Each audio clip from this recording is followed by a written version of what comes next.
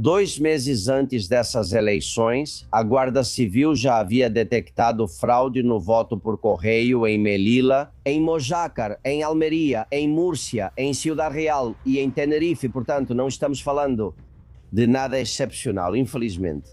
Em quantos outros lugares houve fraude no voto por correio e ninguém percebeu? Políticos e pessoas próximas a eles nunca são investigados pela Receita Federal. Que coincidência. Com a gente, eles pegam pesado. Nem sei quantas auditorias paralelas já enfrentamos, especialmente nós do ativismo agora. Todos nós que protestamos um pouco já somos um pouco perseguidos. Mas eles nunca aparecem, né? Não. Mas é muito fácil falar. Mas o rei tem uma bala. O rei, se ele errar no momento de disparar essa bala, pode se voltar contra ele. Então, o rei, eu acho que ele tem que esperar o momento adequado para atirar. Estamos falando de algo muito sério, estamos falando da nação espanhola, estamos falando, além da questão histórica e do compromisso emocional com nossa pátria, estamos falando dos cidadãos, estamos falando de um país que está se desintegrando, de um grupo mafioso que está destruindo instituições, que roubou a mãos cheias, que modificou até a política externa espanhola, dando espaço para potências estrangeiras que mudaram os interesses do país. Ou seja, é necessário tratar isso com seriedade e usar as palavras corretas. Não é um desvio, é um traidor de toda a nação, de todos os cidadãos que confiam em determinado momento nele. E com ele estão todos os cúmplices necessários para terem perpetrado todos os crimes. Que esse grupo mafioso se impor, bater o pé e dizer: até aqui nós chegamos.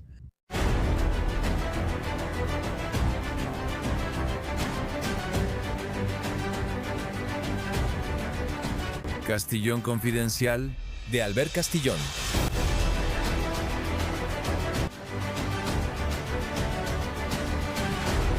Bem-vindos, olá confidenciais, obrigado por estarem aí. Força, honra e vamos em frente. Que estamos vencendo batalha após batalha. Vejam, esta é a imagem do dia. Um irmão do primeiro-ministro no banco dos réus enfrenta 3 anos de prisão porque foi indicado pelo irmão dele. O presidente do governo deveria estar sentado ali, Pedro Sánchez. Mas é mais fácil sentar o que se beneficiou dos favores do irmão, não é? É o primeiro membro da família que senta no banco dos réus. Depois veremos a esposa dele, a Begonha Gomes. E depois veremos ele sentado no banco dos réus. A cena será muito parecida, mas no Supremo Tribunal, não em Badajoz. É uma imagem simbólica de que ninguém está acima da justiça, nem da lei, nem mesmo uma máfia como a que continua governando a Espanha. Preparem-se, porque estão preparando uma ação contundente contra veículos independentes como o nosso, contra os opositores que defendem o Estado de Direito. Eles estão procurando uma forma de reverter a situação caótica e extrema que está vivendo o governo mais corrupto da história do nosso país. Não esqueçam essa imagem. Se conseguimos, com um punhado de meios, juízes, unidade central operativa, policiais e jornalistas, colocar o irmão do presidente no banco dos réus, por que não ir atrás dele? Espero que muito em breve, mas tem algo que me preocupa mais. Depois falaremos sobre esse julgamento. Hoje sabemos muitas coisas graças ao relatório do juiz Pedra. Hoje sabemos que nos 5 dias de reflexão, aqueles que ele diz ter tirado para saber se valia a pena continuar ou não. Ele mentia para nós, como sempre. Tinham acabado de acusar sua esposa, era abril de 2024, Begonha Gomes acusada. E ele fez esse gesto, para quê? Para montar as cloacas do Partido Socialista. Ele deu um grito em seu escritório da Moncloa que foi ouvido do lado de fora. O grito era: tirem ela daí, porra. Ele estava se referindo a tirar Begonha Gomes da acusação que ela acabou de receber do juiz Peinado. E o primeiro que veio em seu auxílio, sabem quem foi? Não foi Félix Bolaños. Não foi Oscar Lopes, não. Foi Juanma Serrano. Juan Mascherano, ex-presidente dos Correios, ex-chefe de gabinete do Sánchez, amigo pessoal, o apoiou quando ele foi demitido do cargo de secretário-geral e fazia trapaças colocando urnas e votos nelas. Juan Mascherano foi o encarregado de organizar as operações clandestinas. E por que vocês perguntam? Por que Juan Mascherano e não Bolanhos, por exemplo? Porque fazia 5 meses ele já tinha ajudado a ganhar as eleições. Olhem, em julho de 2023, Sánchez não tinha nada certo de que iria se reeleger à presidência do governo. Ele sabia que ia perder.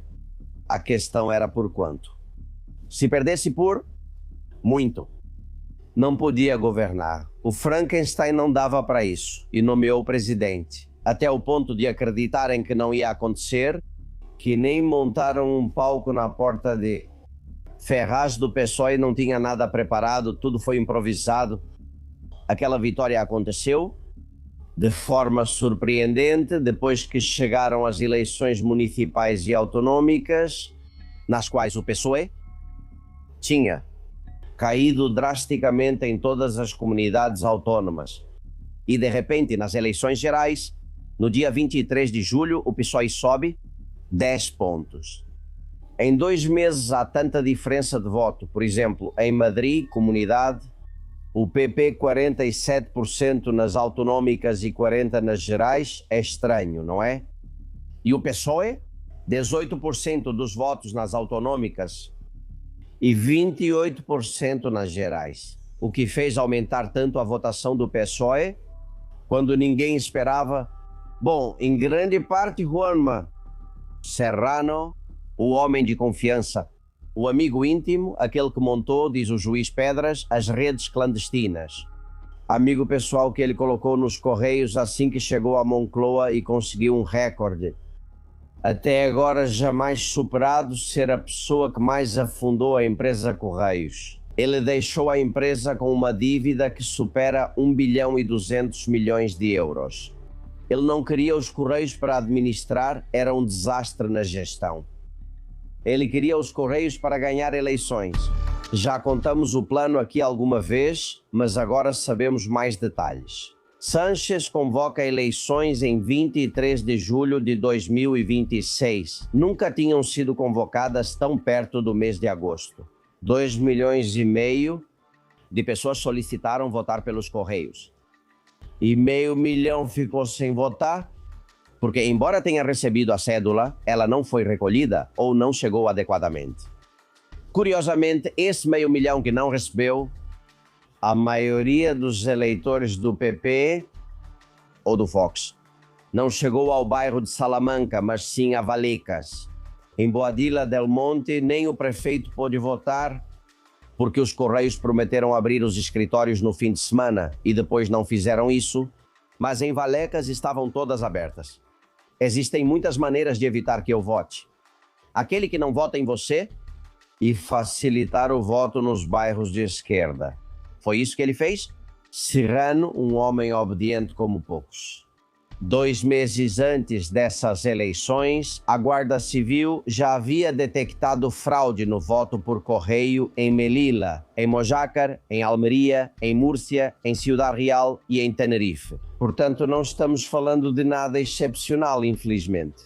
Em quantos outros lugares houve fraude no voto por correio e ninguém percebeu?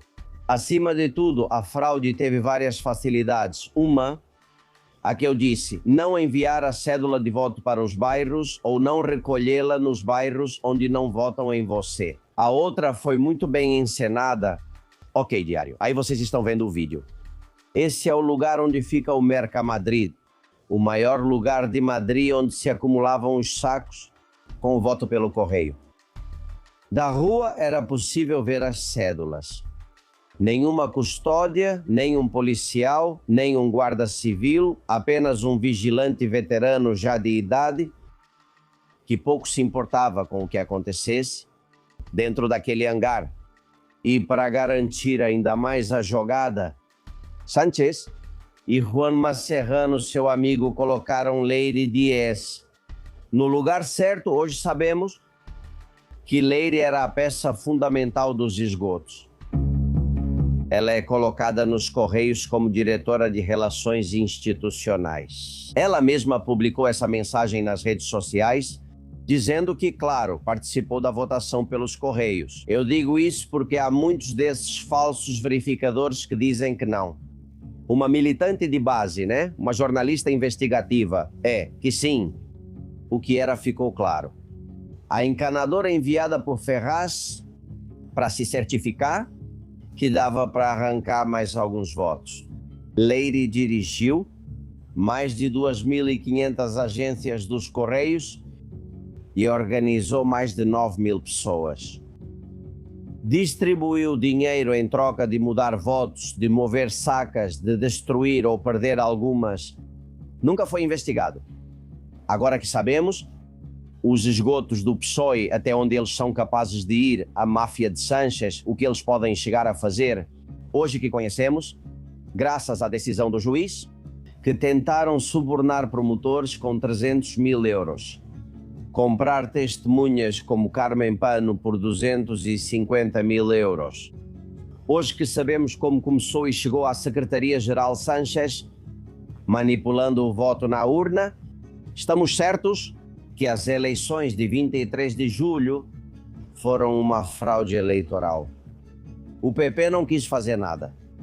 Falou um pouco de boca pequena no começo e depois reconheceu os resultados. E o resto deixou acontecer. Após o que foi descoberto e a investigação do juiz, agora é o momento de abrir essa questão, de buscar o que aconteceu, de investigar como conseguiram aumentar os votos em 10% para Sánchez em 2 meses. Porque se isso for comprovado, senhores, não há moção de censura que valha. Sánchez é um presidente ilegítimo que está ocupando ilegalmente o Palácio da Moncloa. Pedimos, nós da sociedade civil, uma investigação urgente e imediata sobre as eleições de 23 de julho. Sejam bem-vindos, nós investigamos. Castillón Confidencial, de Albert Castillón.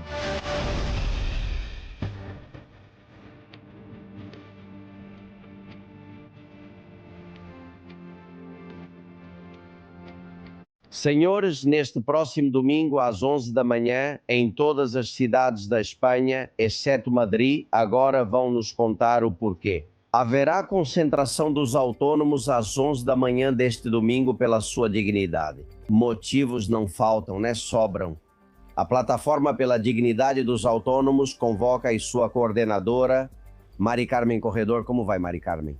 Olá, pois estamos aqui nervosos pelos acontecimentos que virão no domingo, mas animados e esperamos que venha muita gente e que sejamos ouvidos nas ruas. Com certeza. Por que não em Madrid?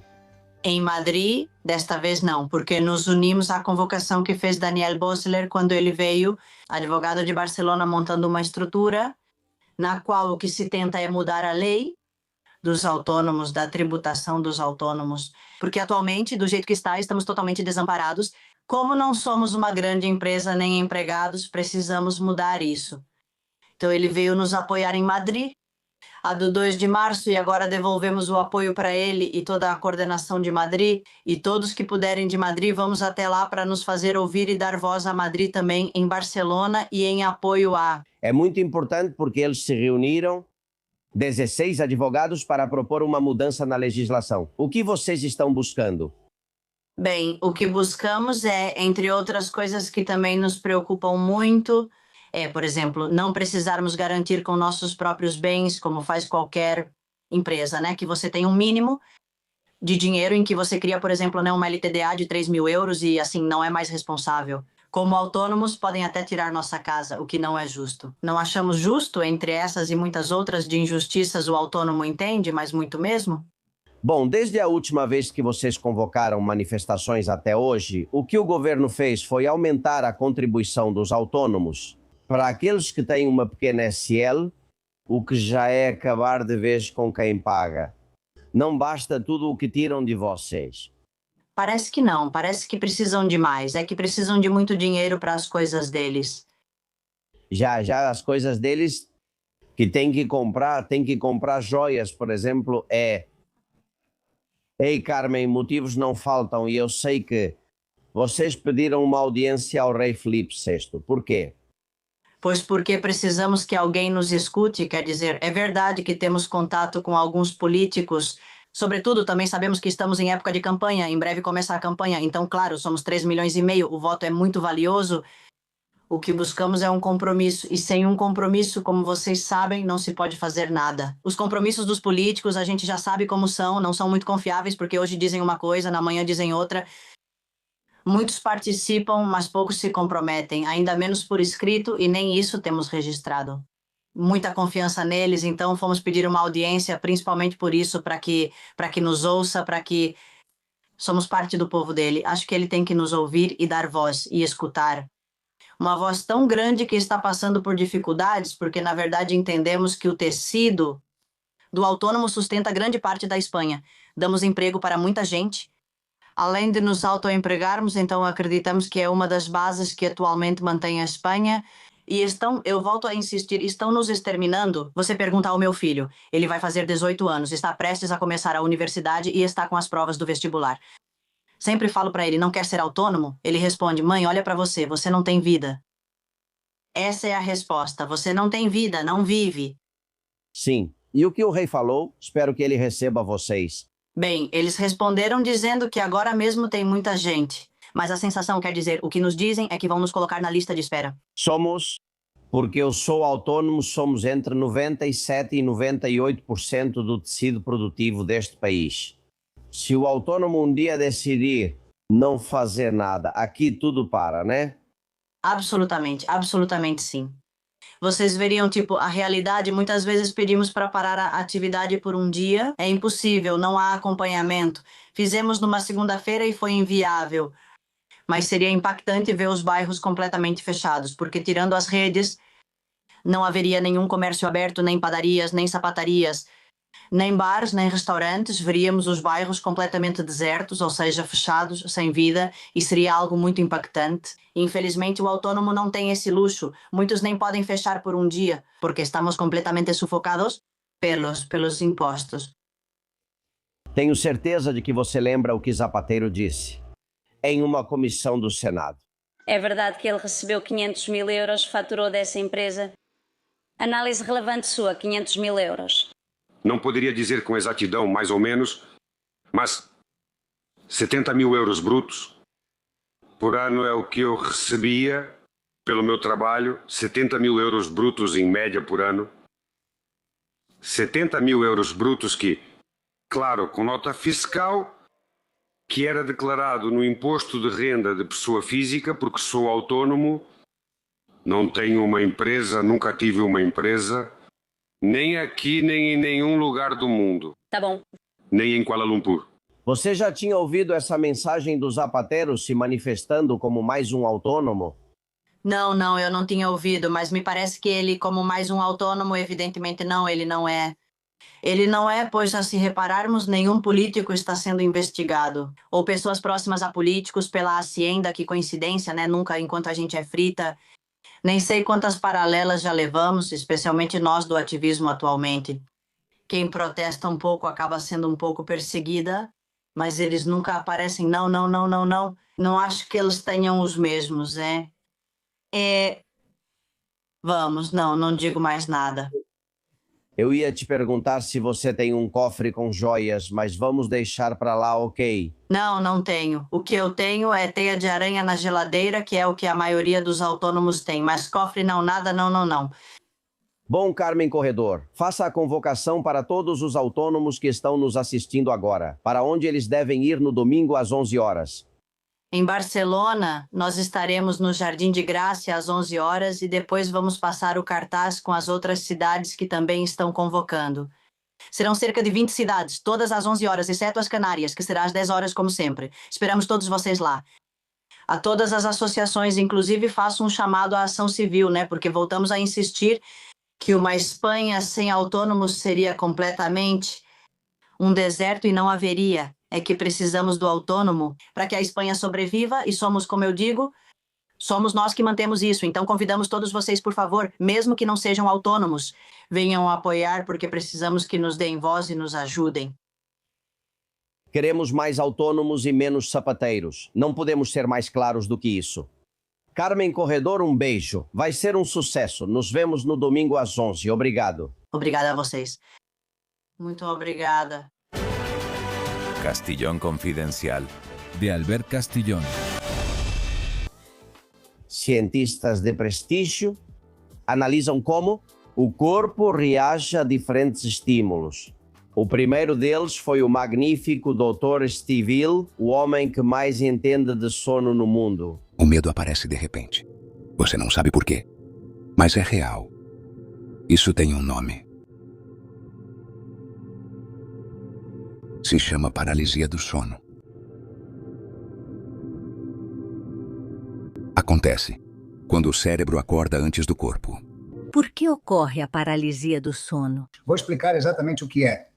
Quando o cérebro começa a adormecer, precisa acontecer uma desconexão entre o que é o córtex cerebral, que é o que nos mantém alertas durante o dia, e dar lugar ao sono, que é como um balão que fomos enchendo até que à noite esse balão pressiona o córtex e acontece essa desconexão. Este é o momento-chave, o momento da desconexão. O que acontece? Isso ocorre quando adormecemos, mas também acontece quando acordamos. Ou seja, o sono está atuando, mas então o córtex cerebral precisa se conectar. Outro recorde, amigos, outro recorde. No dia de ontem, pela primeira vez na história da Espanha, sentou-se o irmão de um presidente do governo em um banco dos réus, acusado de ter conseguido o cargo por apadrinhamento.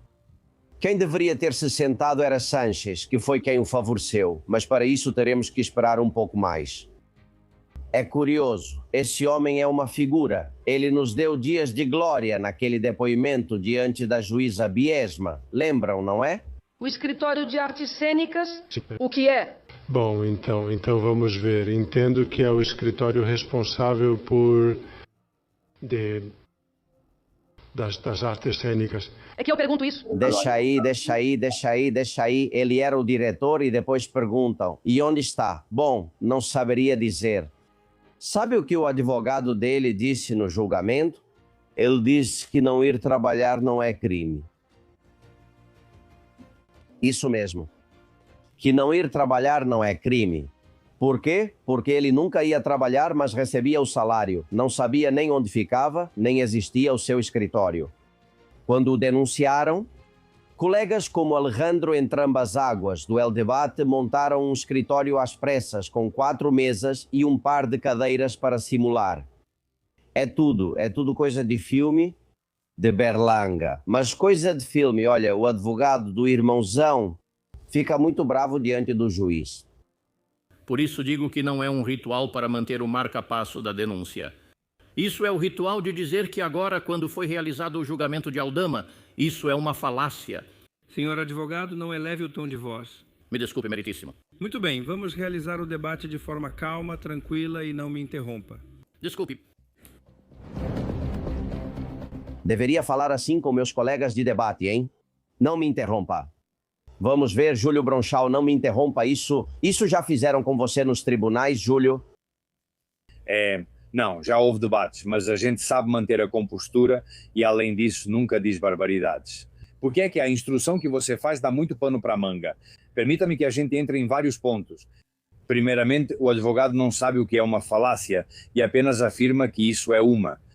Porque soa bem para ele, né? Então, primeiro não sabe qual palavra escolher e depois usa uma que não conhece. Bom, isso não é uma falácia. Falácia é outra coisa.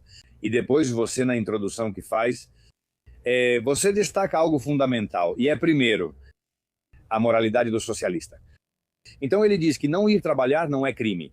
Com isso, já evidentemente, já estamos por um lado mostrando quais são os nossos referenciais, né? Falam tanto sobre o mundo do trabalho, é algo que eles desconhecem e desprezam, e por outro lado, reconhecem em si mesmos a falta, porque estão reconhecendo que não iam trabalhar. Mas dentro do seu mundo e do seu universo absolutamente enlouquecido, nada disso é problema algum. É o problema de se acostumar a viver na impunidade. Totalmente. A imagem do irmão de Sánchez no banco dos réus faz parte da história deste país. E o julgamento mal começou. A saída foi um tanto caótica, toda a imprensa atrás dele. e ele se faz ouvir com um megafone. Ele disse algo, ele cantou. Ou continuamos do mesmo jeito? Silêncio, isso, silêncio, silêncio. Agora você não se exalta tanto. Olha só, agora não tem vergonha, né? Agora tem vergonha para não dizer nada.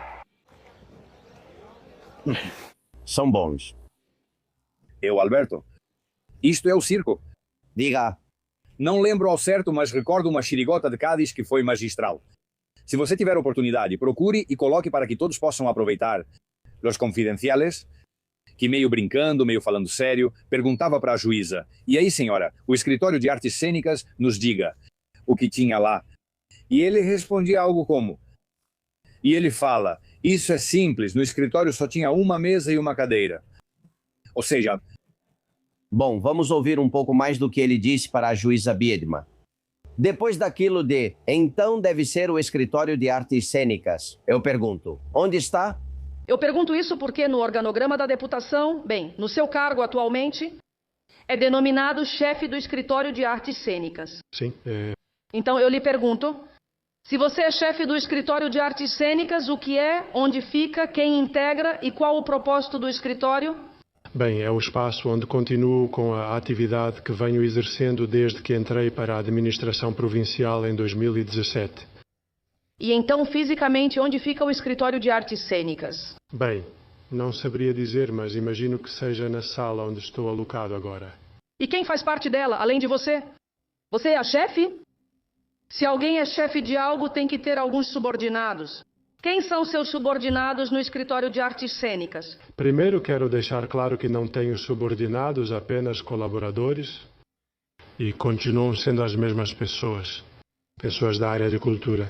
Bom, vamos deixar para lá porque tudo isso é meio constrangedor. Ouçam como ele interpretava. Este homem, David Sánchez Pérez Castellón, A Dança da Chirimoia, que é sua maior obra. Ele é músico, maestro de orquestra em São Petersburgo, recebeu um empurrão, não é? De alguns amigos sanchistas. Mas dizem que a melhor coisa que ele fez foi isso. Vocês que avaliem.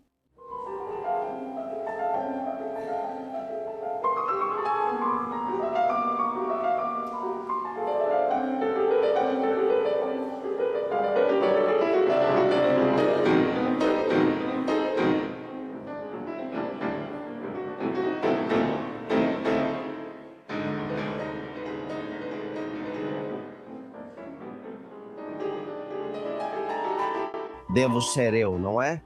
Que eu não entendo de música, Júlio, porque eu não encontro nem o ritmo, é difícil para mim, mas deve ser magnífico ao Nacho Duato, que era quem o incentivava e dava apoio em São Petersburgo, ele gostava muito. Vocês já ouviram? Não, eu normalmente não me exponho a esses riscos, francamente, mas posso te adiantar que Lucky, que é um espírito natural primário, começou a uivar. Sim, meu cachorro começou a uivar, deve ser por algum motivo. Talvez isso, quando você vê ao vivo com chirimoias, bananas ou o que seja, funcione melhor. Eu reservo minha opinião. Sim, é melhor assim. Tira, Guilherme, que é sexta-feira, não queremos estragar o dia, deixa eu cumprimentar alguém que hoje veio conversar sobre o que quiser e eu tenho muito interesse em que volte por aqui. Ele esteve aqui recentemente para uma entrevista e me deu uma lição. Mariano Crevilén, como vai o senhor? Muito bem. O senhor gostou da dança das chirimoias ou não? Não sou um entendido em música. Mas em qualquer auditório de qualquer conservatório, eu acho que se ouvem coisas parecidas. Que horror. Bem, Dom Mariano foi militar, é professor, já fez muitas coisas, mora em Toledo, é de Múrcia. E é o homem que denunciou Pedro Sánchez e é Cândido Condé Pompido por não ter orçamento, porque isso é inconstitucional. Desde que fizemos a primeira entrevista, recebi muitas mensagens de pessoas que nos incentivam a que façamos isso público, ou seja, que facilitemos para que outros façam como você, peguem, vão até a delegacia e denunciem, porque se só uma pessoa fizer, não vai acontecer nada. Mas se fizerem, 50 mil ou 100 mil, talvez aconteça alguma coisa. Eu mandei uma carta modelo que um amigo do programa escreveu pra gente. E a partir daí, os confidenciais estão vendo essa carta agora. O que você acha dessa carta? Ela serve? Claro que serve. É uma carta muito melhor redigida do que a minha. E a pessoa que escreveu sabe mais assuntos jurídicos do que eu. Eu simplesmente me dediquei a listar os artigos da Constituição que eu considerava descumpridos. E depois é isso.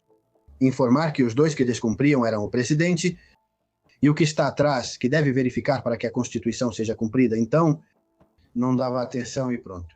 Não, está tudo certo. A carta modelo, que o modelo é fenomenal, está muito bem redigida, muito mais completa que a minha, claro. Muito obrigado. Ela foi escrita por um confidencial que se chama Teles, ou Telésforo, chamem como quiserem, desde a Romênia, que, claro, deve ter conhecimento em leis.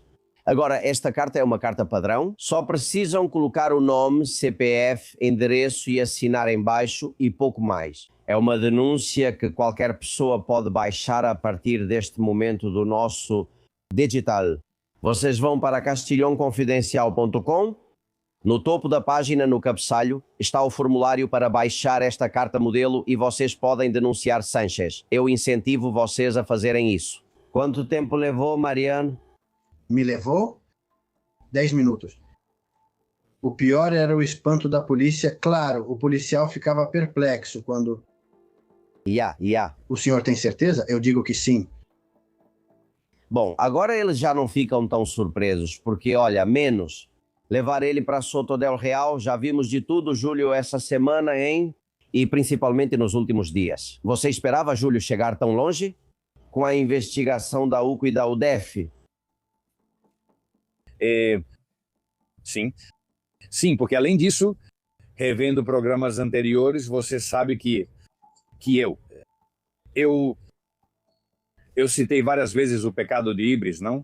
Que é essa embriaguez de soberba que leva à loucura quem o comete, não é? O pecado de Ibris, vocês vão se lembrar, que era atentar contra a ordem natural, atacar tudo. Isso, para quem peca, imbui de um sentimento de soberba, de impunidade, que no final o torna impotente e acaba levando-o ao abismo. É muito difícil manter uma estrutura dessas sem que, ao final, isso venha à tona, não é? A situação é terrível. O nosso país está em uma situação muito complicada e parabenizo o Mariano pela iniciativa, pois precisamos recuperar e retirar essas pessoas. Precisamos recuperar o país e aprender com essa experiência para que não se repita. E um dos caminhos é levarmos as leis a sério de verdade. O que significa dizer que mesmo com mandato constitucional não há orçamentos aqui. Isso é inaceitável.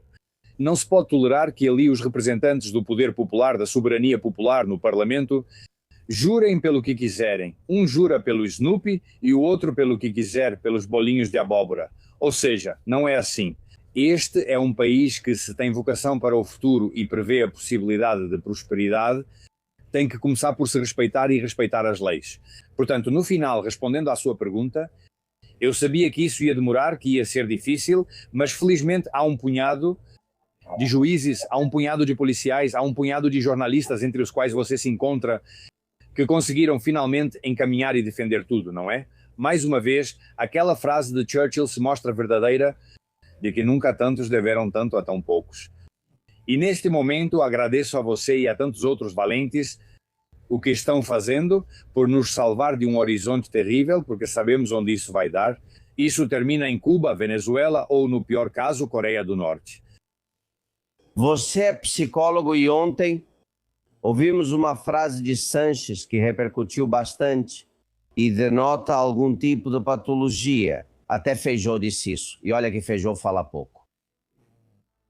Foi quando perguntaram para ele estava em Roma depois de ver o Papa, se ele poderia convocar eleições. Ouça bem o que ele diz.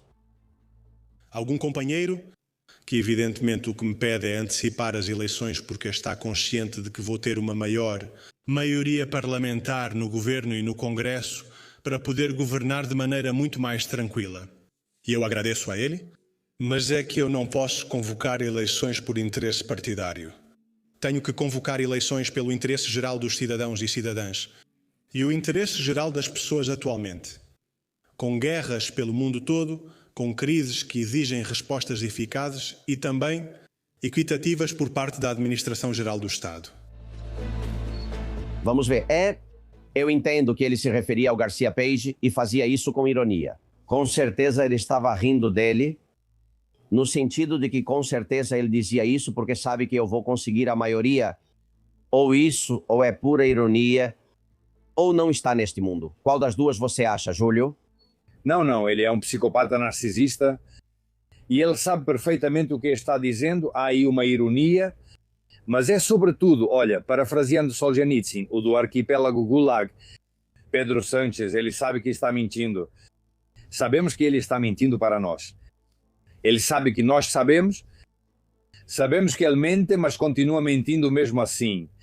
E por que ele mente sem parar? Porque é o sumo pontífice da Igreja da Mentira, que é o Partido Socialista Operário Espanhol. É a sede de toda a corrupção, de toda a impostura e de toda a mentira. E vou te dizer uma reflexão, que isso além das ironias é sério. Eu acho que este país mostrará regeneração moral. Quando alguém que diga que apoia o Partido Socialista, que vota no Partido Socialista ou que passa pano para o Partido Socialista, sinta a repulsa social de quem, por exemplo, agride uma criança ou maltrata um animal, o dia em que se reage assim diante do que significou e significa o socialismo, esse dia teremos nos regenerado moralmente como sociedade. Porque o Partido Socialista é um partido que é um anacronismo tóxico, que ainda persiste nesta sociedade de maneira absolutamente incompreensível. Um partido com uma história marcada por crimes contra a nação, por crimes contra as pessoas. E eu acredito que, neste momento, nós, espanhóis, não podemos deixar passar a oportunidade de acabar com ele de uma vez por todas e para sempre. Que siga o caminho que seguiram o Partido Socialista Italiano, o Partido Socialista Francês ou o Partido Socialista de Papandreou na Grécia. Ou seja, o lixo da história, e que esse pesadelo acabe. Dom Mariano, são poucos os que fazem o que o senhor fez, que é não ficar de braços cruzados esperando que outro governe. Isso facilitava as coisas, não é? Eu estava ouvindo o Júlio e ele tem razão. Quase tudo o que ele diz. Mas vamos imaginar, o que não é difícil imaginar, que Sanches diz que não vai sair. Que Sanches diz que não vai sair. Não vai sair, se mantém onde está.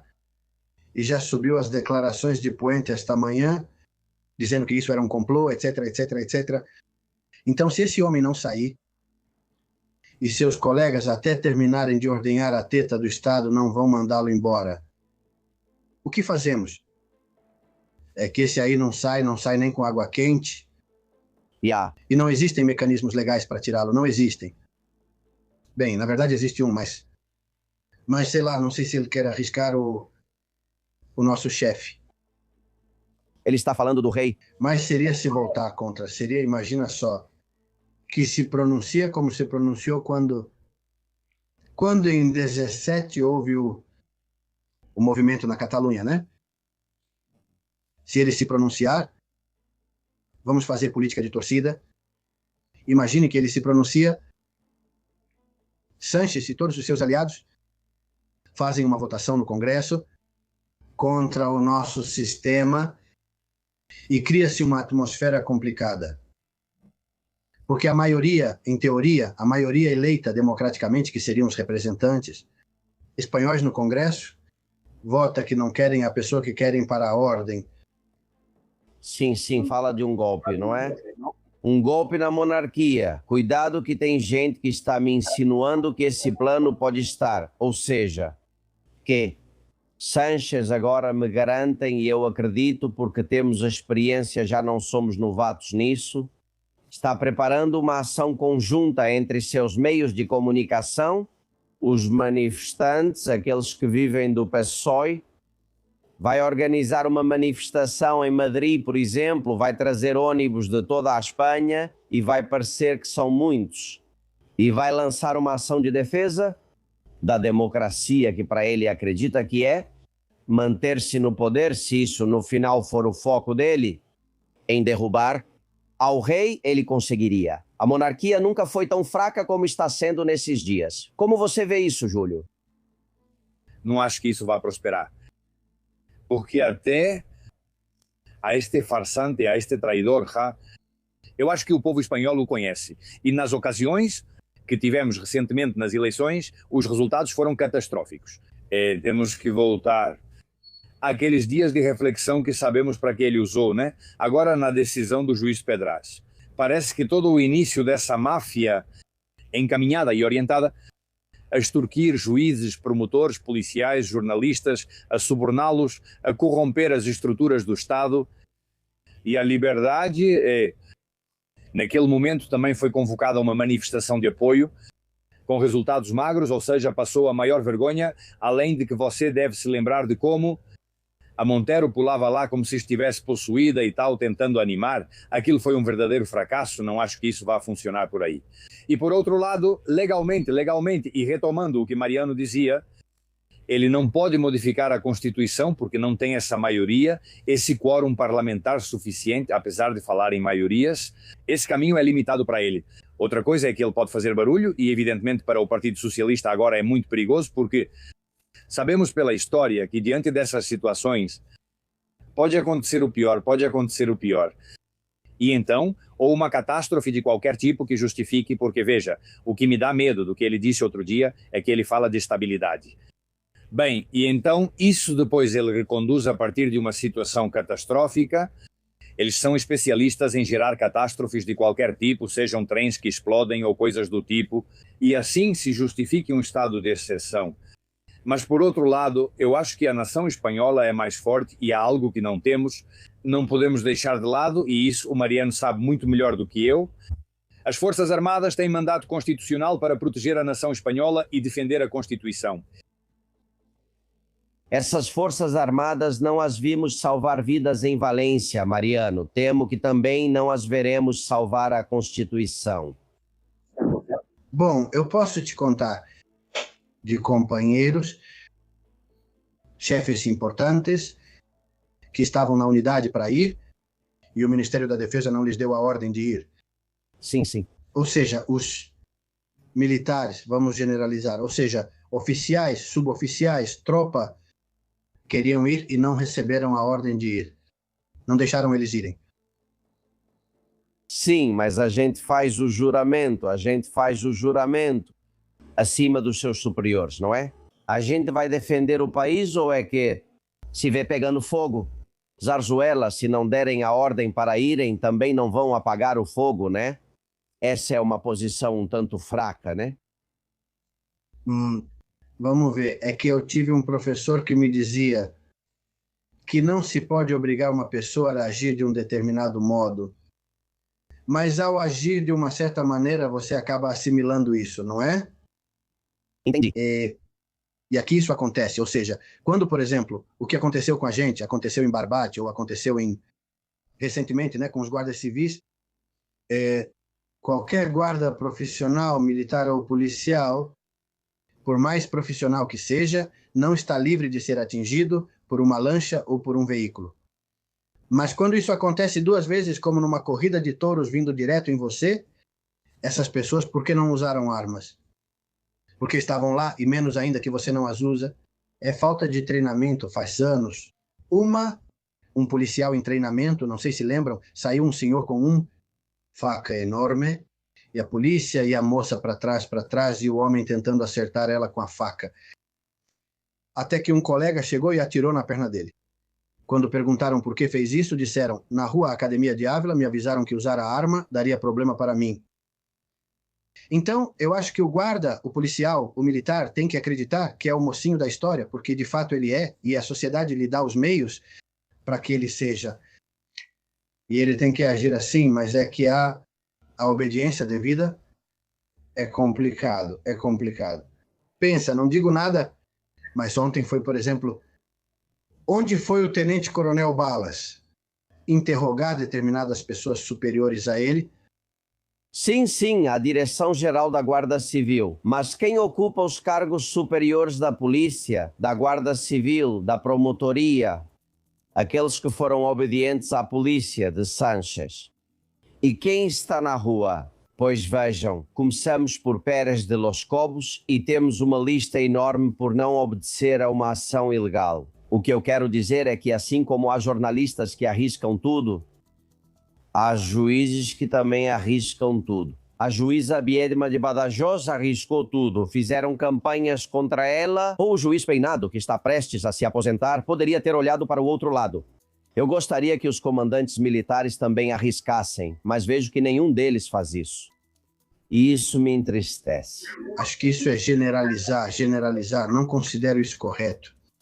Em todos os setores, no judiciário, na advocacia, nos militares, na polícia, sempre há pessoas boas e pessoas menos boas, pessoas mais capacitadas e menos capacitadas. O problema dos que estão agora no poder é que muitas vezes, ou seja, como alguém disse há pouco tempo, um delinquente ou um ladrão ou um eu autorizo ou um você o detém, ele é procurado, o senhor está corrompido, é um corrupto, pronto. Mas o problema de quando se age como máfia é que quem vai para a cadeia e quem sofre o atentado não é você que foi roubado, é o juiz. É que temos os poderes, eles foram tipo chavismo, foram tomando as cúpulas e eles têm uma sensibilidade especial para procurar determinadas pessoas. Conheço pessoas muito íntegras e boas que muitas vezes precisam engolir muita coisa, porque acham que estão fazendo um favor maior para a instituição, aguentando a tempestade e fazendo o que acham mais justo do que enfrentando. Pois se você enfrenta uma vez, eles te tiram do caminho. E sempre tem outra pessoa que vai se vender por menos. E às vezes você diz, olha, faço o que posso e pronto. Júlio, o que acontece, Alberto? Alberto, se você me permite, é que eu retomo o que você disse. Você diz, da mesma forma que há jornalistas, que há juízes, que há promotores que se arriscam contra o que é o establishment, não é? E a corrente, a inércia para a qual fomos conduzidos, poderia ter ocorrido em outros setores, ainda mais agora, pois o contexto mudou. Ou seja, o contexto social, o contexto geral, não é o mesmo agora do que há 3 anos. Acho que nisso todos podemos concordar, se estivermos de acordo. Agora a sensação já é de fim de ciclo, de game over, de que isso acabou, é diferente. Ou seja, aqueles que tiverem coragem suficiente, o limiar está muito mais baixo. Por quê? Porque este já é um regime decadente, Sánchez é um cadáver político. Talvez ele não saiba, ele quer nos fazer acreditar que não sabe. Mas esse homem está completamente acabado, está se desorganizando. O aniquilamento, a debandada de toda essa quadrilha mafiosa, no final das contas vai prevalecer mais uma vez e o fator humano vai ser decisivo, porque eles já começam a trair uns aos outros. Já a sensação de ruína de prédio que está desmoronando é absoluta. Nesse contexto é muito fácil. É mais fácil que aqueles mais consequentes, até mais ousados, possam dar neste momento o passo que deu, por exemplo, o juiz Pedraz. Não esqueçamos que ele era considerado um juiz progressista, mas há pessoas decentes que disse, chegamos ao limite. Temos um país baixo, devastado por uma máfia que penetrou nos aparelhos do Estado e está usando eles em detrimento da política externa espanhola, na polícia, tudo para benefício próprio, enriquecimento e ruína do país. Chegamos a esse ponto. Há um momento em que se encontra alguém que diz, até aqui chegamos. E isso também pode acontecer em qualquer setor do país. Olhem, um dos que foi interrogar Balas quando ele entrou na Direção-Geral da Guarda Civil é este capitão da UCO. Ele se chama Juan Sánchez Yepes. O juiz diz que ele recebeu pagamentos diretos do PSOE, além de criptomoedas no valor de 132 mil euros e cartão presente. Ele estava dentro da UCO, dentro da investigação e supostamente passava informações que não podia passar, que são segredos sob investigação judicial para o Partido Socialista. Vamos ver, espero que o tirem da UCO e da Guarda Civil e depois tem os incorruptíveis, porque eles tentaram. Por exemplo, o próprio Antônio Balas, o tenente-coronel da UCO, eles o promoveram para tirá-lo de lá, que é uma maneira, ou acabam com a sua carreira, ou te promovem a general. Mas antes de ir embora, né?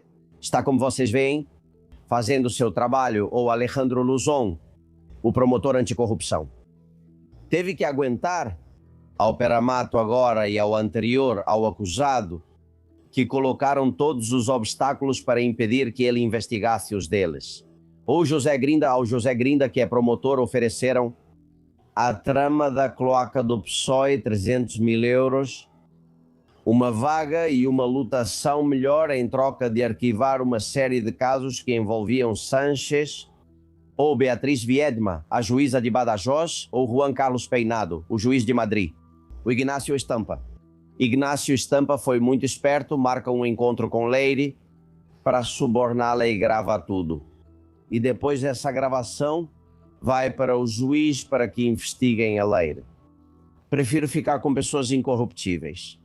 E depois há os outros, por exemplo, Silvia Inchaurrondo, nos últimos dias se tornou muito popular esse trecho da hemeroteca que falava de Leire e das cloacas. Para que vocês tenham todas as informações na mesa, Leire Dias, militante sem cargo. A relação dela com a sede do PSOE em Ferraz é essa? Militante, diz o Partido Socialista, há uma foto que a vincula à sede do Partido Socialista. Isso é tudo o que Inchaurrondo encontrou e olha que eles têm orçamento mais do que aqui.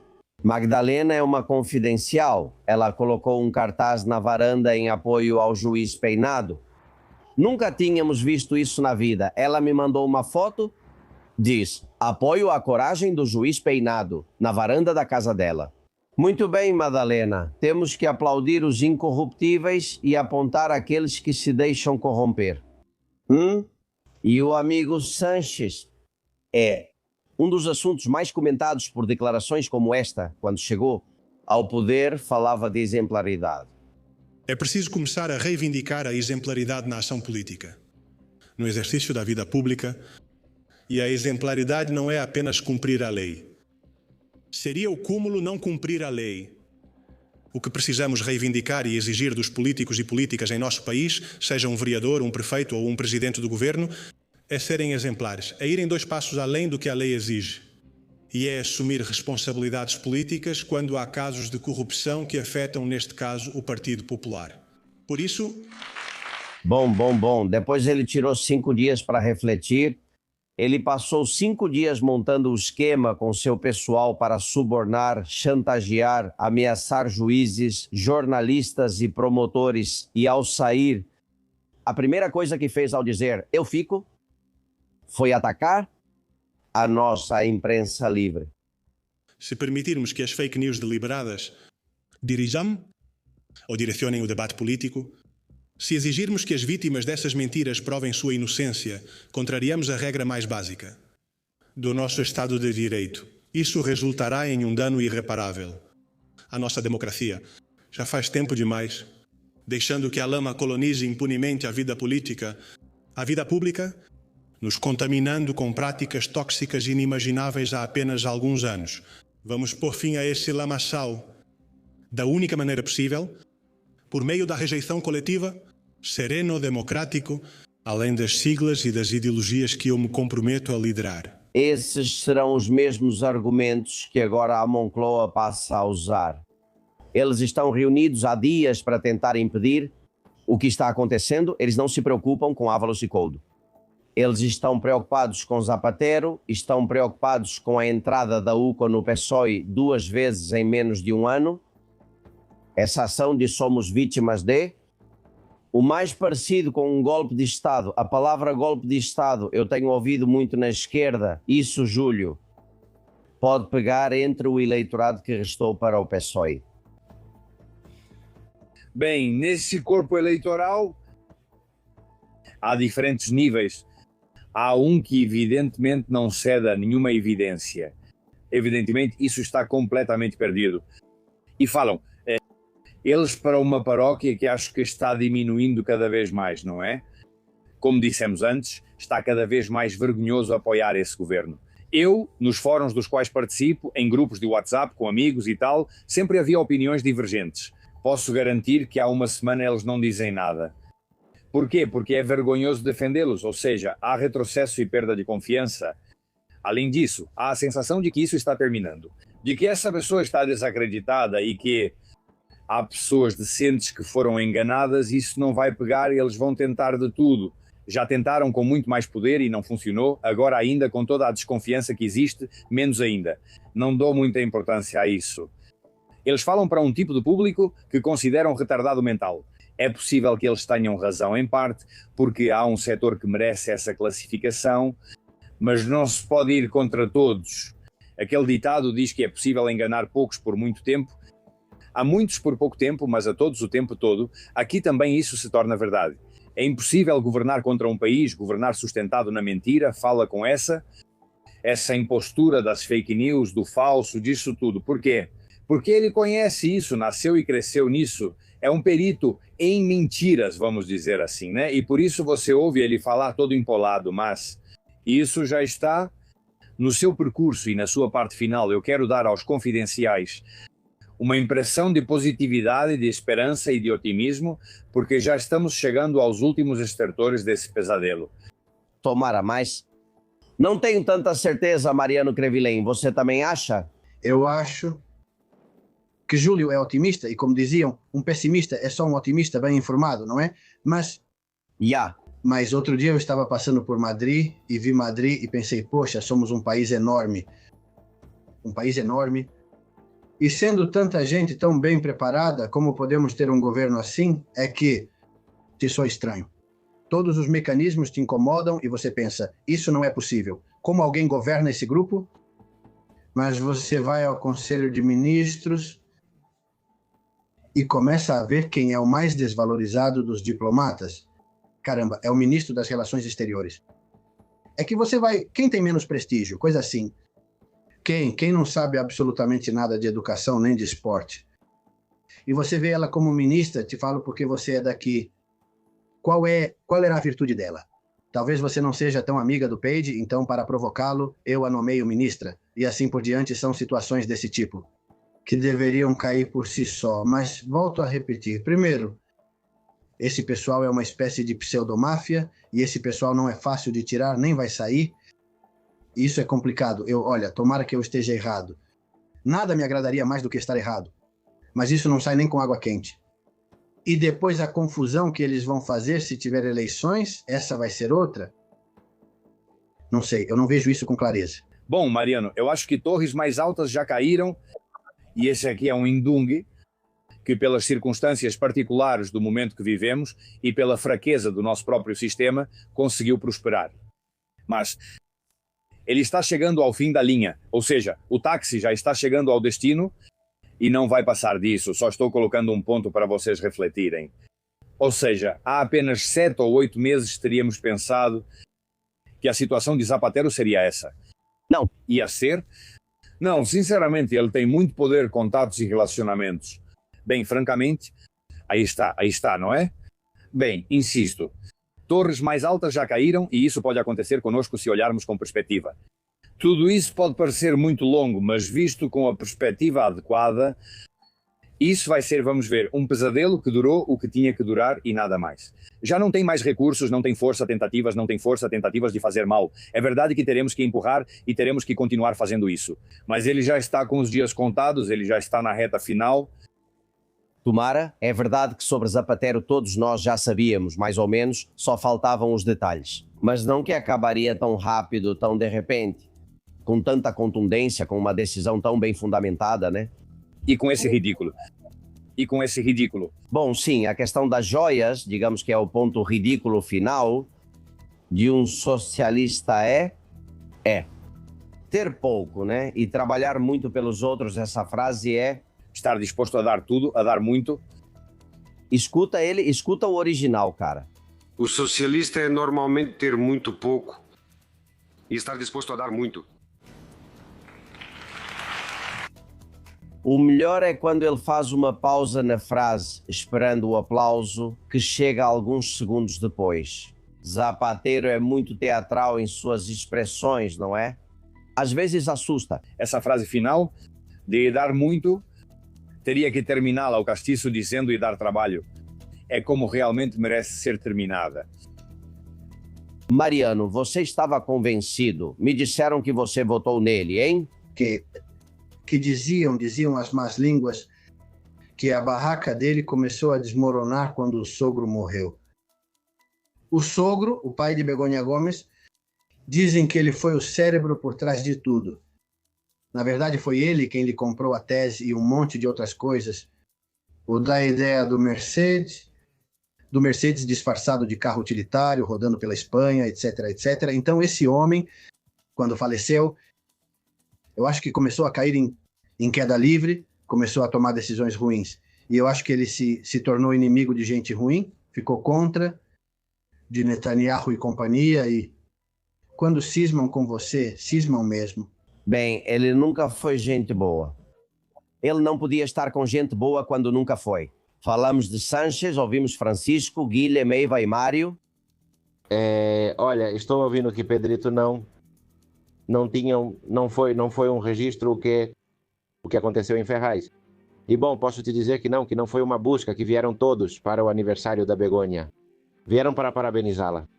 Acho que tem algo muito importante para agradecer ao Pedro Sánchez, e nisso temos que ser realistas, e é que ele foi capaz de destruir por dentro o PSOE. Ninguém antes tinha conseguido isso. Tem gente que se pergunta se veremos em algum momento Sánchez sentado no banco dos réus. E as pessoas otimistas dizem e pensam que sim, eu acho que não. Acho que ele vai fazer um Puigdemont e fugir. A cidade inteira está pedindo eleições gerais. E o Sánchez diz que fala em nome dos espanhóis, mas se nós espanhóis estamos pedindo para ele se catar... Vamos lá, vamos falar mais sobre o governo José Ángel, Alejandra e Conchita. A verdade é que eu sou um pessimista, né, em relação à situação da Espanha. Mas também reconheço certa emoção, né, em relação aos fatos que vão acontecendo.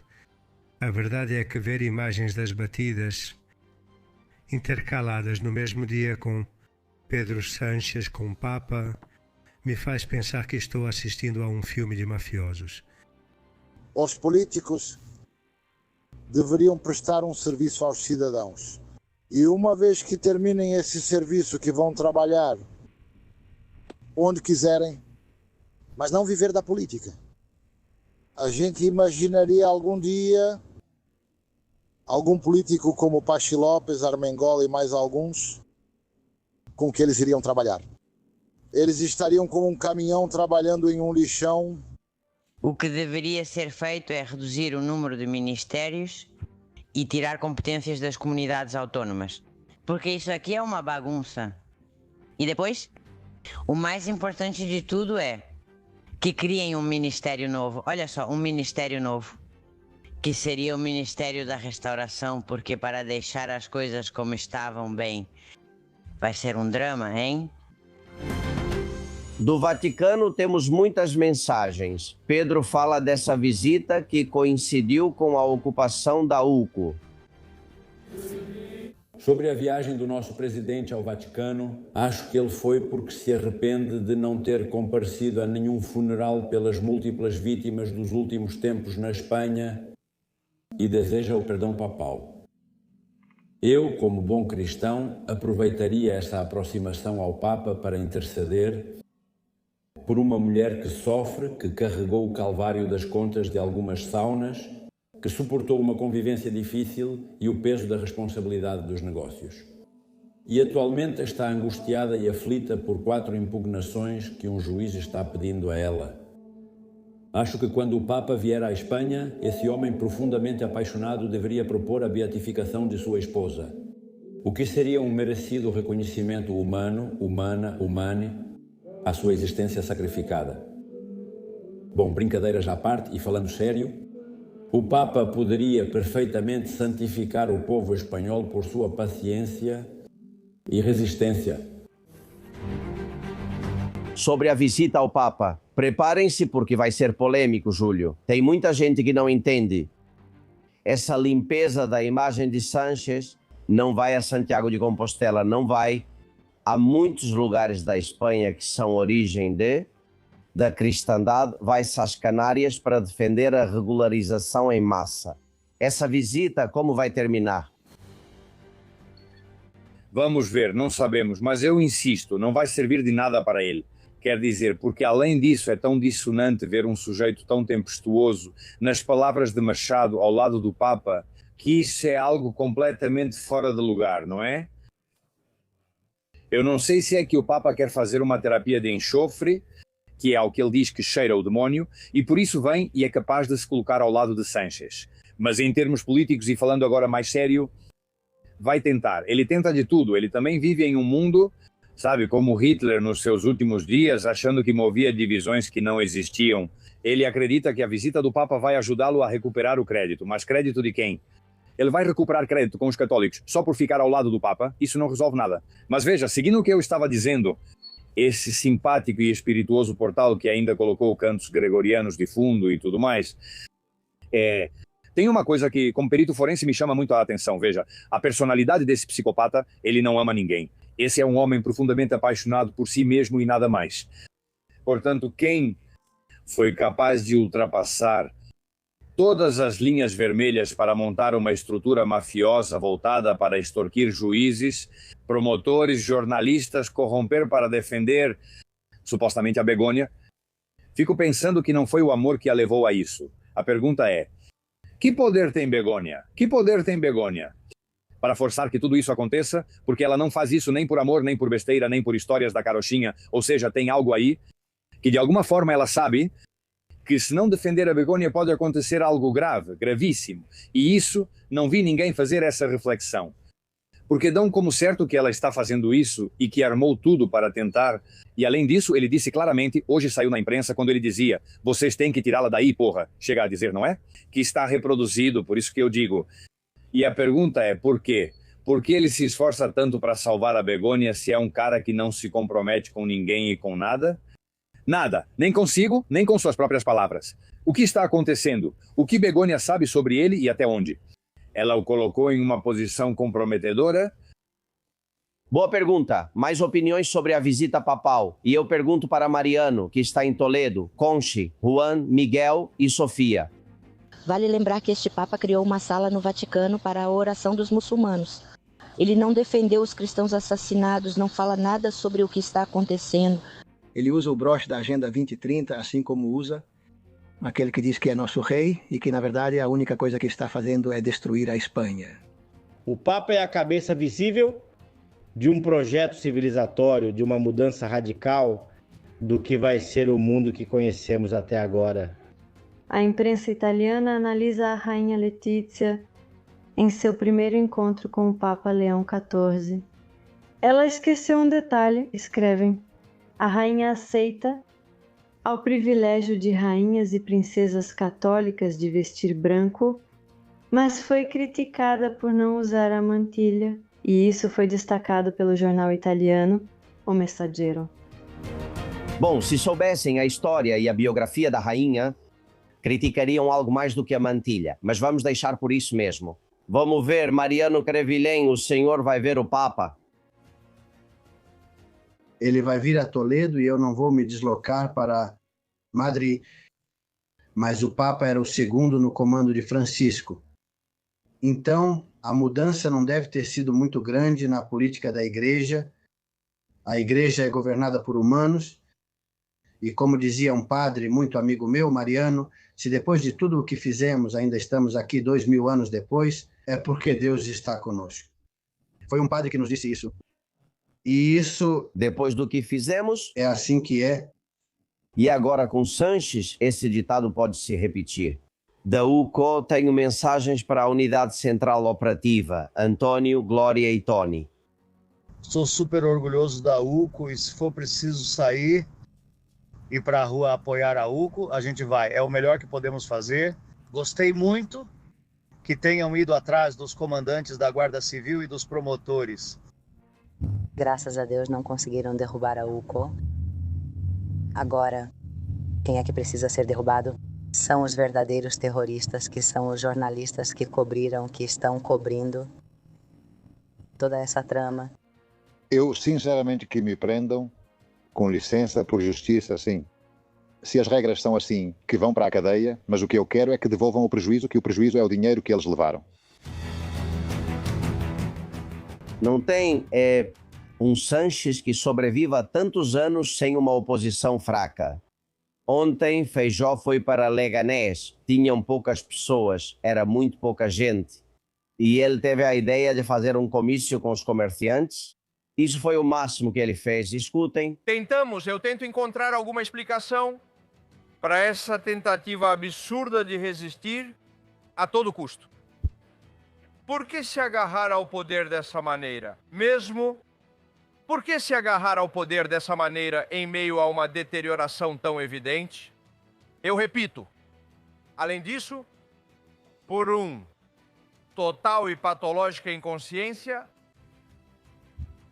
Queridos amigos, essa resistência desesperada só pode ser explicada ou pela ganância de aumentar o saque, ou pelo medo de não conseguir escondê-lo. O que você acha, Júlio? Bom, é o Feijó, não dá para esperar muito dele, é isso. Quer dizer, eu acho que, infelizmente, os ventos que sopram exigem. Ajustar as velas é o termo náutico. Caso contrário, precisamos de outro tipo de barco para avançar. A travessia não dá para mais. Mas, enfim, não nego a boa vontade dele. Mas, neste momento, é preciso, eu entendo, mais seriedade, mais firmeza e sem perguntas retóricas. Aqui estamos falando de algo muito sério. Estamos falando da nação espanhola. Estamos falando, além da questão histórica e do compromisso emocional com a pátria, falamos dos cidadãos. Estamos falando de um país em desintegração. De um grupo mafioso que está destruindo instituições, que roubou descaradamente, que chegou a modificar até a política externa espanhola, abrindo espaço para potências estrangeiras que alteraram os interesses do país. Ou seja, precisamos nos livrar disso com seriedade e é preciso usar as palavras corretas. Não é um desvio, é um traidor de toda a nação, de todos os cidadãos que confiaram nele em determinado momento. E com ele estão todos os cúmplices necessários para terem perpetrado todos os crimes que esse grupo mafioso cometeu. É preciso se posicionar, bater o pé e dizer, chega! E vamos em frente com a parte saudável da nação espanhola, que, como bem dizia Mariano, nada tem a ver com essa escória, que neste momento está usurpando as posições de poder e a soberania nacional. Mariano comentava o papel do rei como pessoa, é um dos poucos que pode bater na mesa, fazer um discurso, algo que coloque o país de volta nos trilhos e una esforços. Porque agora estamos divididos, porque ninguém os une, não. Sobre o rei e seu papel nesta situação limite, neste estado de emergência que vivemos, Marucci, Nati e Lucy.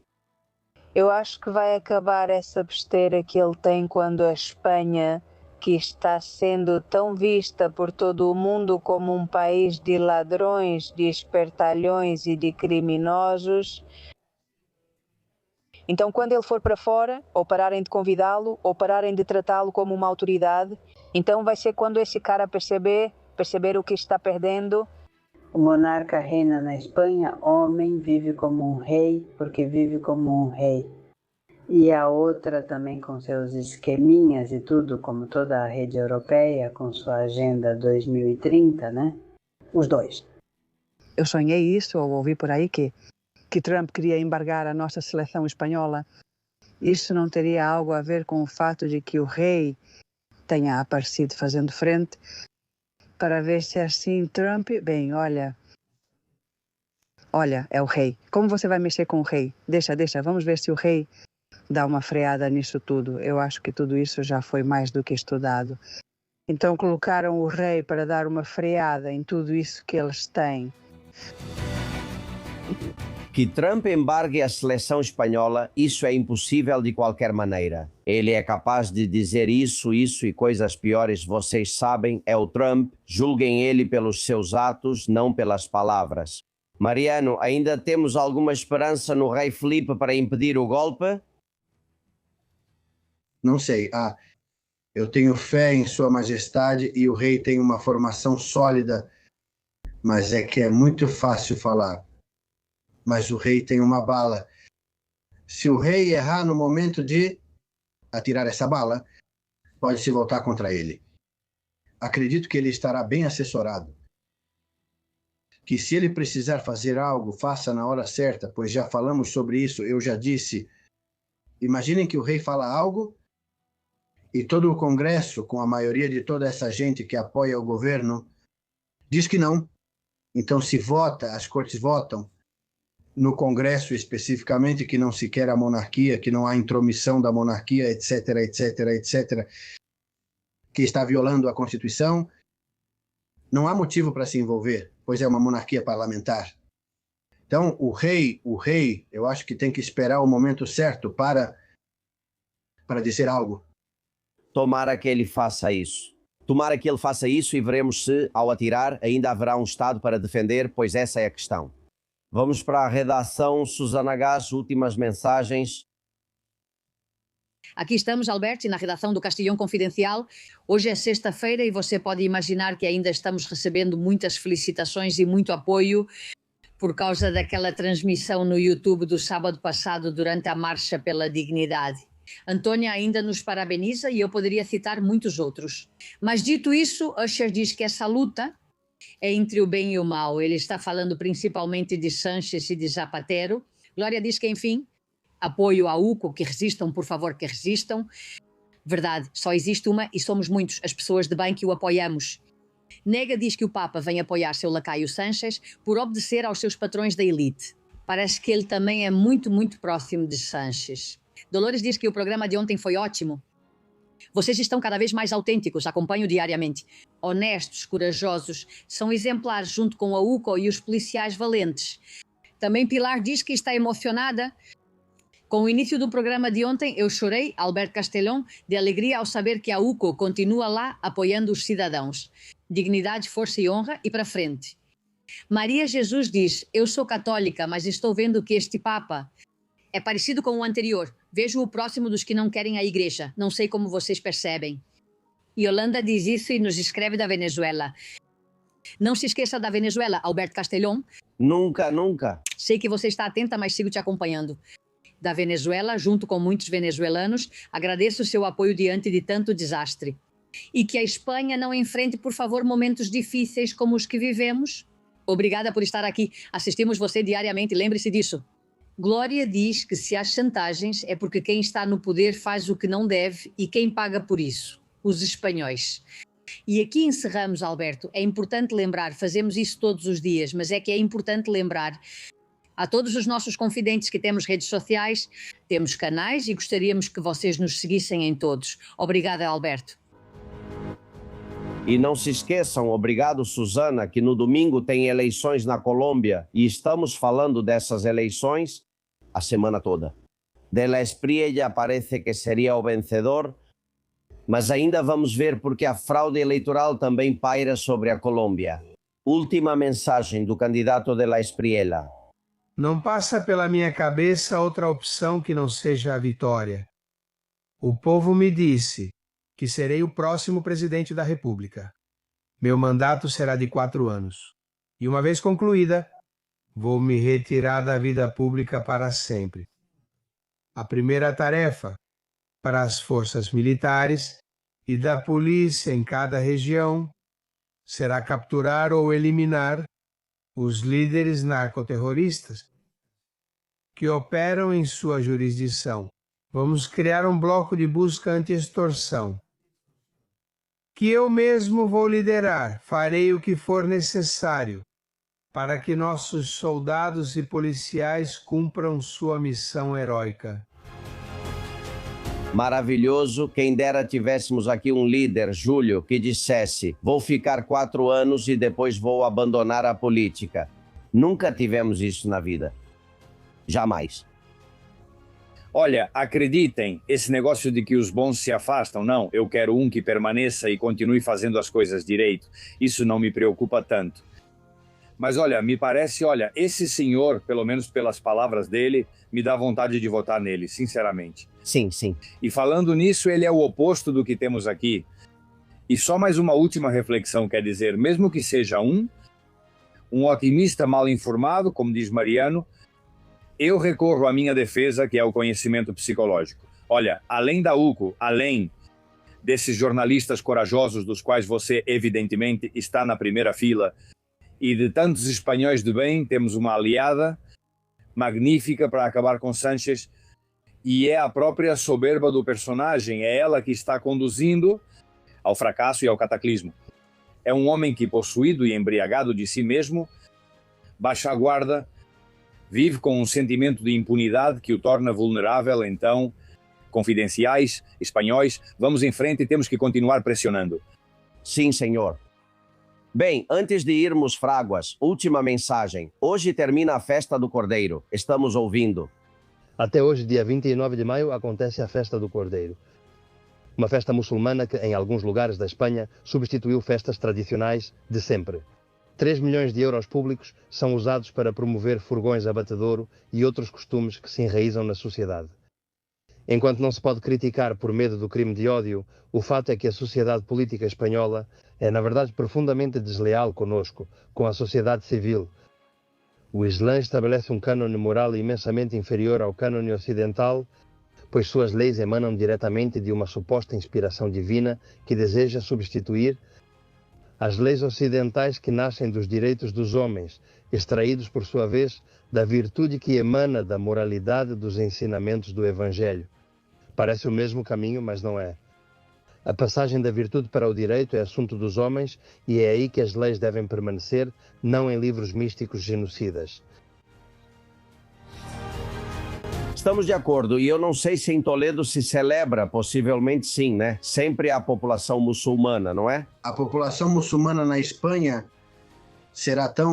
haverá um índice de gente boa como na sociedade espanhola, mas é preciso levar em conta a filosofia e o expansionismo do Islã.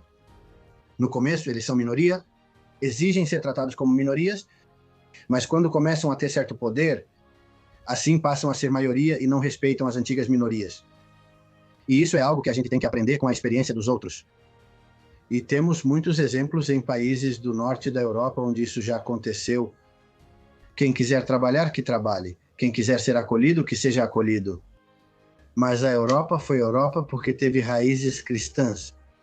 Sim, sim. E porque respeitamos. Mas todas as lutas de religião são budistas contra muçulmanos, cristãos contra muçulmanos, índios contra muçulmanos, então algo deve ter.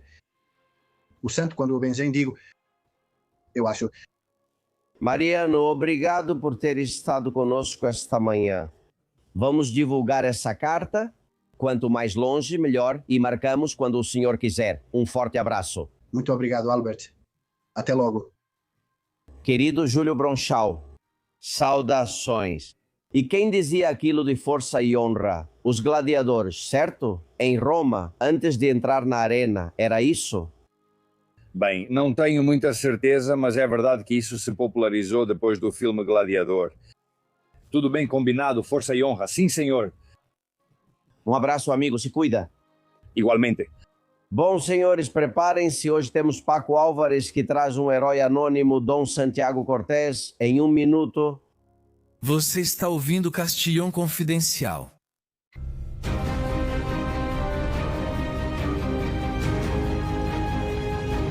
De vez em quando, nossos heróis confidenciais com Paco Álvares viajam para a Guerra Civil Espanhola, porque houve uma infinidade de heróis cujos nomes passaram despercebidos pela história e, como não eram do lado perdedor, nem agora a lei da memória democrática não quer lembrá-los. Hoje falamos de alguém que foi um herói na Guerra Civil, Santiago Cortés González.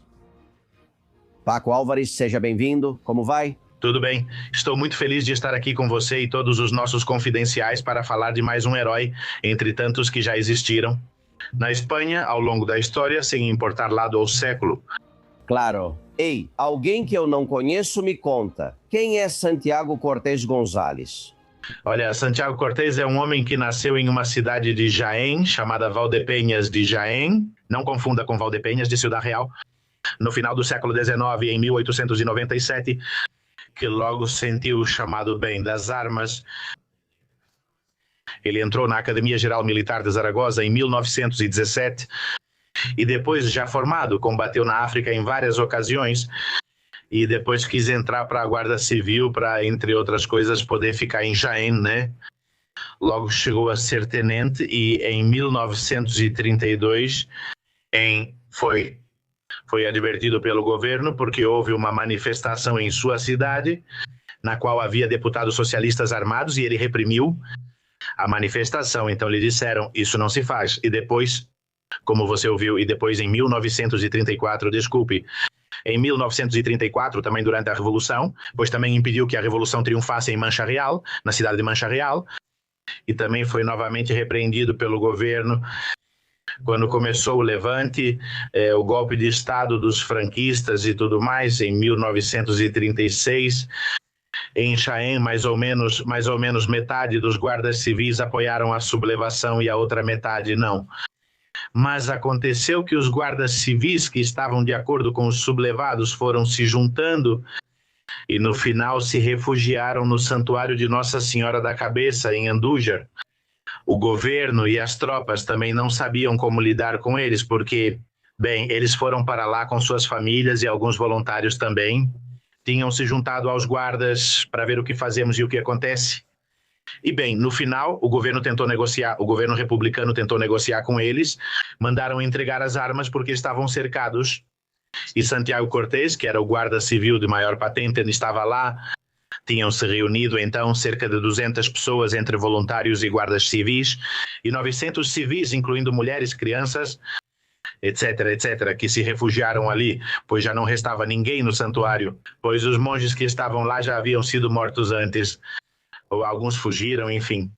Então, bem, eles estavam lá, havia porões, podiam resistir por um tempo, e Santiago Cortés deteve aqueles que tinham vindo negociar e disse: nós nos declaramos em rebeldia, e daqui para frente, se quiserem nos tirar, terão que vir atrás. Isso foi em setembro de 1936, mais precisamente em setembro. E resistiram ali contra bombardeios de aviação, contra bombardeios de artilharia, contra todo o exército republicano, uma e outra vez, até maio de 1937, até o dia 1º de maio. Por favor, todos esses meses com família, com crianças, com mulheres... Com mulheres e crianças, nós suportando como podiam com o que tinham, pois ficaram sitiados desde o início. E além disso, quero dizer, para a República, era como um pé no saco, com o perdão da palavra. Ou seja, eles precisavam eliminar isso. Digamos, foco de rebeldia no meio de Jaén. Os nacionais, o outro lado, eu acho que nem tinham intenção de resgatá-los também. Eles sabiam que estavam resistindo por causa de suas famílias. E só isso, mas não.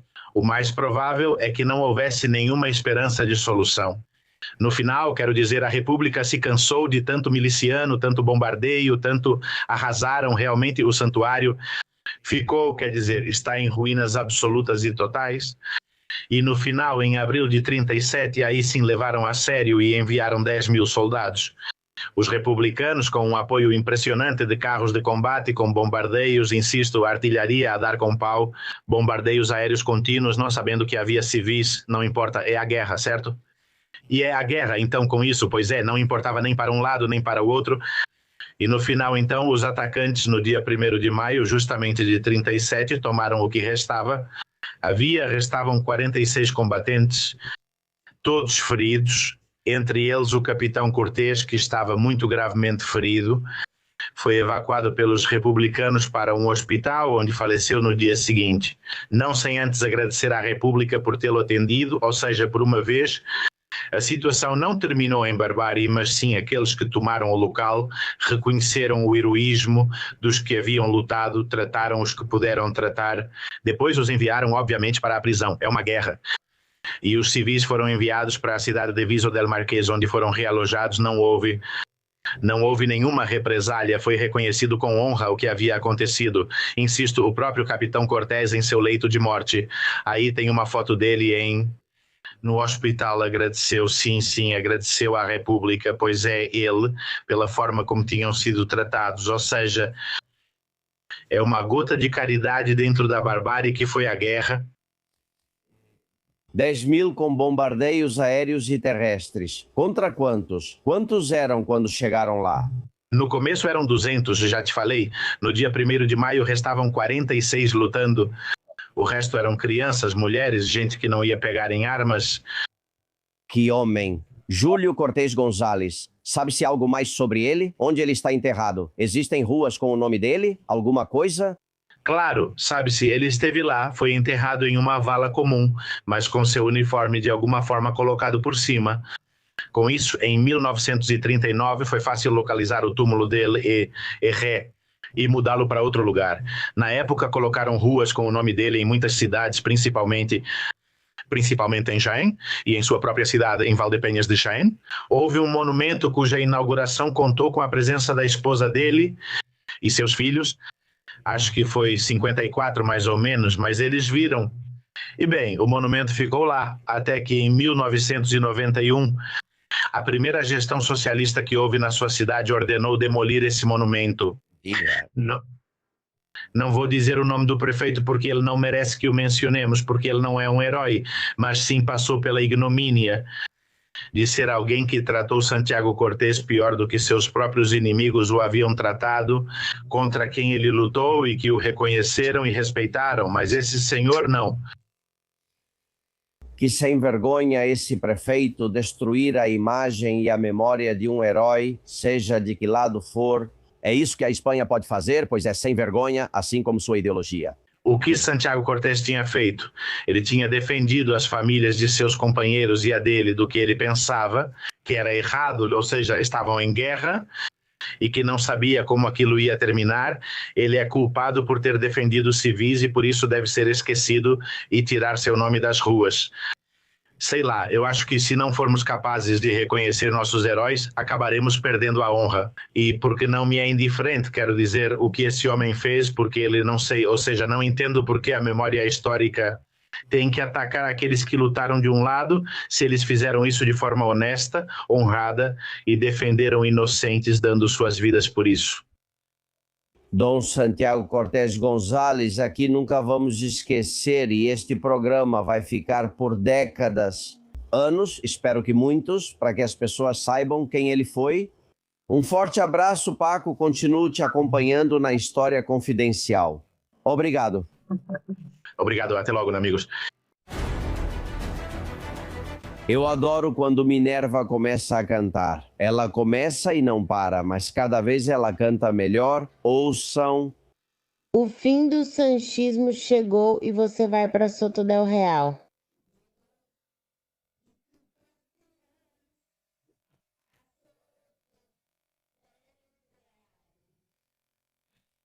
O fim do sanchismo. Obrigado. Minerva veio à manifestação, veio me cumprimentar e eu disse, canta mais para mim. Ela levou a sério. Bom, muito obrigado, você faz isso muito bem. Eu gostei falando disso do Soto, esse meme, que eu acho muito engraçado. Vocês sabem que na porta do PSOE tem uns andaimes de obra, estão reformando a fachada. Bom, José Antônio aproveitou o andaime e colocou a mesma coisa que Minerva. Estamos de mudança, já estamos. Em Soto del Real. Soto del Real é lindo, viu? Além de uma prisão, tem muitas outras coisas. Ou já que, vamos ver se vão esse fim de semana, se estão perto de Madrid, lá se respira um ar muito puro. Bom, Pili, obrigado pelas suas palavras. Muito obrigada por todo o seu trabalho. Parabéns, parabéns. Bom, é que é incrível. Você faz um trabalho muito bom, parabéns, parabéns, e um abraço para todos os seus colaboradores e especialmente para você. Muito obrigado, querida amiga, e obrigado ao José Luiz Pagador pela sua doação ao programa. Muito obrigado. Vocês sabem que pelo e-mail de sempre, vocês podem nos perguntar se temos Bizum, temos PayPal ou conta corrente albercastilhon7@gmail.com. Aliás, já encerramos o crowdfunding para Zabache. Na segunda-feira ele estará aqui, faremos o último balanço. E já terminamos os chaveiros faz alguns dias, aquele chaveiro de segurança que ainda me pedem e já não tem mais. Bom, e Juan Manuel manda uma mensagem para o nosso ourives de confiança, aquele que fica bem ao lado da Puerta del Sol, que se confunde e diz Pino, mas é Javier Peno. Eu acho que quem deveria avaliar essas joias é o nosso Javier Pino, que é uma maravilha. Ele avaliou as joias da minha mãe, que acabou de falecer. É uma maravilha como pessoa, mas como profissional, tanto ele quanto o rapaz que trabalha com ele são uma maravilha. Então vamos ver se o Javier avalia e aí a gente resolve, liquidamos esse cara e o Sanches também de quebra. Muito obrigado, amigo Juan Manuel. Javier Peno é patrocinador, é um joalheiro de longa data e compra ouro, relógios, pedras preciosas. Como você sabe, anunciamos isso aqui diariamente. Você tem razão. Seria o único que realmente daria valor. O preço exato dessas joias, mandei seu áudio para Javier e ele achou muito engraçado. Bom, montagens. Existem muitos, por exemplo, Asterix e Obelix, ou seja, Coldo e Ávalos, quem mandou foi José Carlos. Coldo Obelix, pare de comer X-torras, isso faz mal. Não consigo parar, adoro X-torras, Avalokix. Se comer mais, vai passar mal. Nha, que não consigo resistir. Eu já te disse, vamos ver o Zapatorix. Zapatorix de Zapatero. Com um pouquinho de ouro venezuelano e agora vou colocar uns diamantes, vou conseguir a porção perfeita.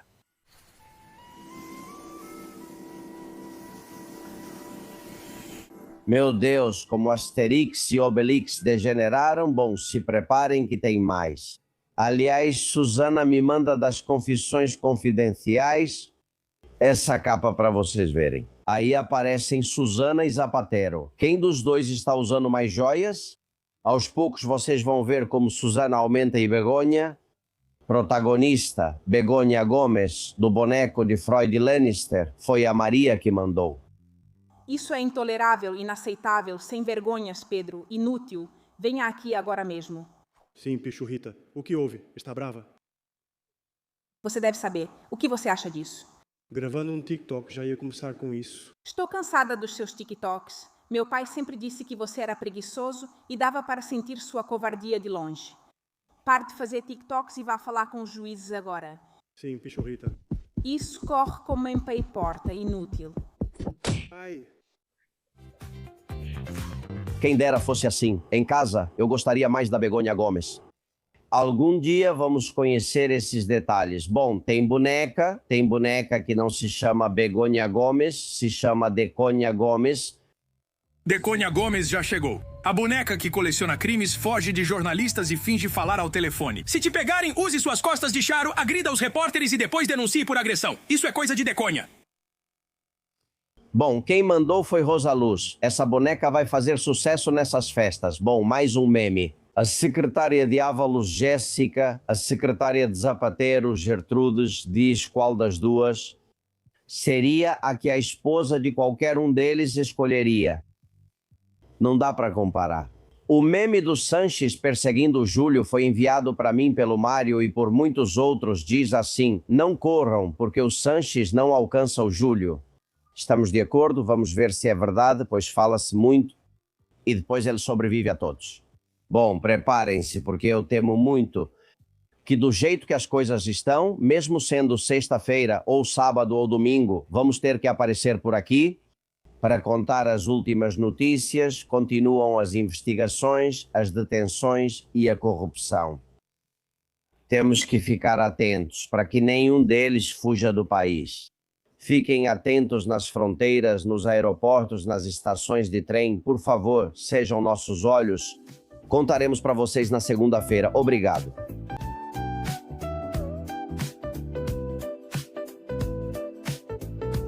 Tú lo sabes y yo lo sé.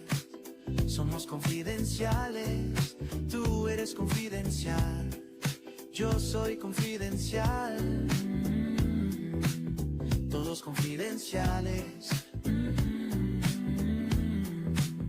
Todos confidenciales.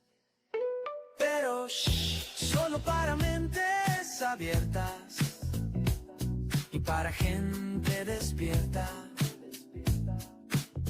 Desde la trinchera las balas silban y no hay manera de salir allá afuera. Aquí la libertad tiene las alas de cera. Albert Castillón, Susana Gash, Tucci Castillón y demás, muchas gracias.